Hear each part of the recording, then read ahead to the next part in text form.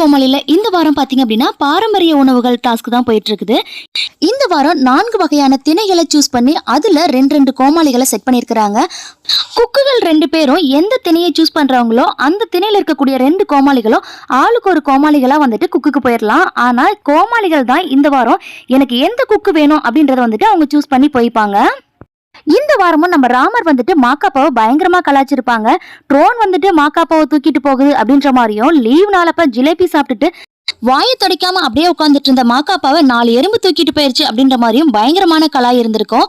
நம்ம டிராவிட் அமாவாசை அன்று கடலில் மிதக்கும் நிலவு அவள் அப்படின்ற மாதிரி சொல்லிட்டு டாலிக்காக ஒரு கவிதை சொல்லியிருப்பாங்க. ராஜி அட பாவி, எனக்காக கூட இந்த மாதிரி கவிதை சொன்னதில்லையே அப்படின்ற மாதிரி சொல்லிட்டு அவங்க ஒரு பக்கம் முறைச்சிட்டு இருப்பாங்க.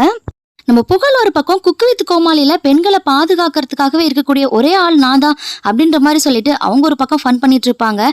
நம்ம டிராவிட் இருந்துகிட்டு நீயா பெண்களை பாதுகாக்கிற அப்படின்ற மாதிரி சொல்லிட்டு கலாய்ச்சிட்டு இருப்பாங்க.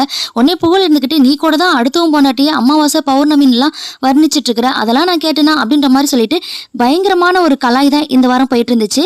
இந்த வாரம் அட்வான்டேஜ் டாஸ்கா பாத்தீங்க அப்படின்னா மாவு வந்துட்டு சலிக்கணும், இடுப்புல வந்துட்டு சல்லடையை கட்டி விட்டுருவாங்க, அது மூலியமா வந்துட்டு அவங்க மாவை சலிக்கணும். இந்த டாஸ்க்கை நம்ம டாலி அவர்கள் சூப்பராகவே பண்ணியிருப்பாங்க. இந்த வாரம் அட்வான்டேஜ் டாஸ்க்கை வின் பண்ணது நம்ம ஜூனியர் டீம் தான்.